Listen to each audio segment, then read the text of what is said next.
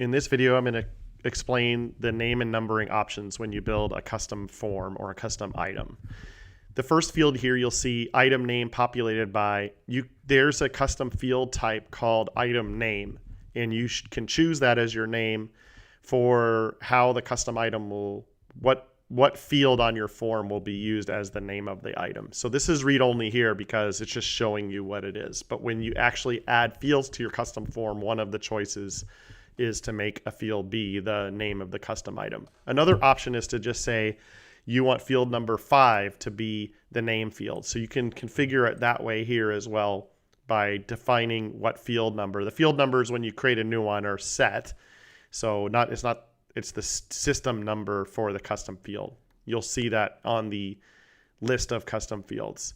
Below there are some options for the item name prefix and suffix, so that when an item is named from this custom field, you can add a suffix or prefix, like prefix dash, if you wanted to just hard code your prefix, or dash suffix like this, and it'll automatically create a prefix or a suffix. What's really cool is you can actually use the PIML thing to say, I just want this end of the name of this to be, this case, this is PIML for what project this custom item is made in, and it'll put a dash project name at the end when you create a new item. So that's an advanced feature that we have. There's using the PIML code, and there's more information on our support website about PIML, which is Project Insight Markup Language. It allows you to dynamically pull a value from the object itself or a related object and incorporate that into this suffix here. So prefix and suffix works that way. Same thing with the number prefix and suffix works the same way. Below here is the auto number type. So none is the default, meaning the item that you made is not going to have any numbering, but the default normally is to number by individual numbers. So that means across the system, every time you make a new use the form, it'll just go make a new number starting at 1, 2, 3, 4, 5, 6, no matter what. The second option is global, which means that there's global numbering. So if you use global numbering, then it means that items of different kinds of items will use the same number pool. So you could have issues from the global and this custom form from the global. And that means it'll say, start with number 1 when you create this custom form. And then if you create an issue, it'll be number 2. And then if you make another one of this custom form, it'll be number 3. It's a mixed number. Don't really recommend using that too often, but we do have clients that have that need. And then the third option here is by project. So let's assume this custom form is being added underneath projects.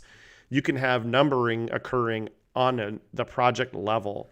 So if you set it at project by project, that means if you create these custom item underneath project A, it'll start with 1. And then also if you then create another one, the first item under a different project like project B, it'll start at 1. So that lets you have a separate numbering scheme for a custom item by project. Here's where you can set an initial value. Let's say I want to start with 1,000. You can do that.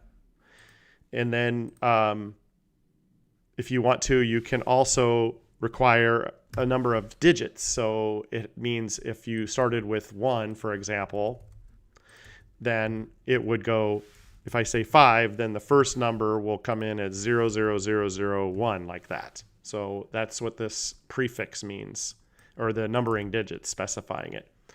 And then below here is the same thing with prefix and suffix. So if you want the number to have a prefix on it, it'll do that, prefix dash or suffix dash, like that, or dash suffix. Again, it'll use PIML just like the other one as well. And then there's a couple other options here. You can do number sequencing shared from a different custom item. So then they share the same number scheme if you want to do that. And then down here below are the last numbers. You'll see this in the main system settings. You can enable this item so that the name and number show together on the display page title.